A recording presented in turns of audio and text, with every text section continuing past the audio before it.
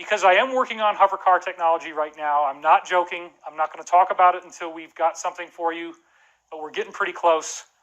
Once we get to that point, I can talk a lot more, but several of Pete Peterson's former associates I'm working with on this, and it's very, very real.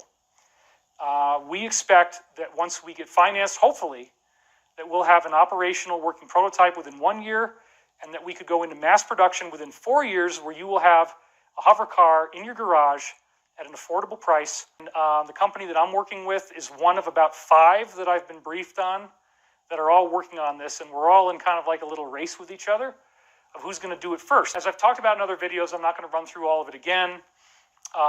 There have been these declassified patents filed by a man apparently named Salvatore Pais, and they are for a device called the Hawk, H-A-U-C, Hybrid Air Underwater Craft. And it's basically a flying black triangle, and the patent describes exactly how to build it and says that it is anti-gravitic. And in the other videos I've done, we have compelling evidence that they've already built these. They know how they work. One of the designs that we have, I have schematics of it. The wings fold up like this so you can get it into the garage, because you do actually need some wings for like these ionic type of propulsion systems. You're shooting an ion cannon out the back. You have the anti-gravity, but you need thrust. So the wings kind of allow you to be what they call a flux liner. You're riding the gravitational flux instead of an airliner that uses air.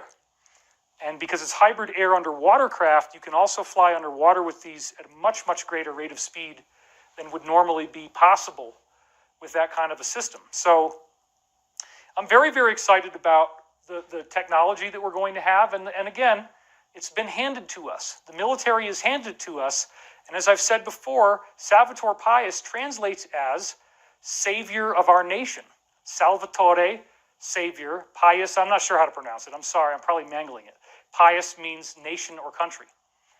So why would the military save our country by releasing these patents? Well, I think it's pretty obvious. We've talked about Space Force. I've done a lot of other videos suggesting that this forbidden technology is going to be part of what we're going to get. When you get into the work of Dr. Kenneth Shoulders and his amazing charge cluster technology, which is probably, it's one of the main contenders of what we're going to use to build hover cars, because you can create anti-gravity with these little things. It turns out that if you send electrical current, sorry I'm jumping around a little bit, but hang in with me. If you send electrical current down a needle and it comes off the point of the needle, you get this little ball of energy. And the ball of energy has all these very strange properties that shouldn't happen. It has way more electrostatic charge than it normally would. So it's got much, much greater energy in a much smaller package than it normally would, and it repels gravity. Plus, if you generate these charge clusters and you pass them through radioactive material, you deradiate the material.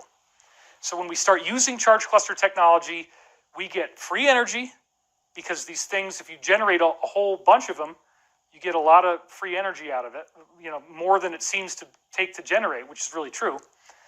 That's just the nature of how charge clusters form. They attract more energy than it takes to make them, and then they emanate that energy.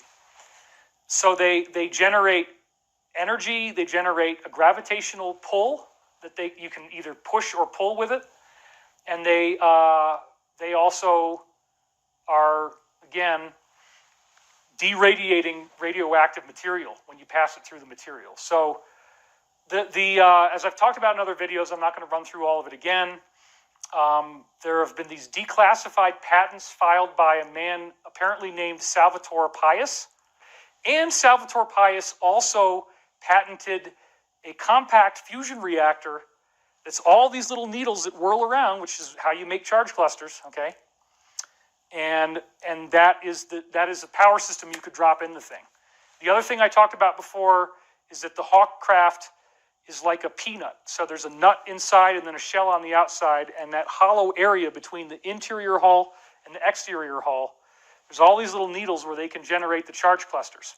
So you generate them and then you steer them, and by first generating them, you then point them where you want to go, and that's how you get anti-gravity. So because I am working on hover car technology right now, I'm not joking. I'm not going to talk about it until we've got something for you, but we're getting pretty close. Once we get to that point, I can talk a lot more, but several of Pete Peterson's former associates I'm working with on this, and it's very, very real. We expect that once we get financed, hopefully, that we'll have an operational working prototype within 1 year, and that we could go into mass production within 4 years, where you will have a hover car in your garage at an affordable price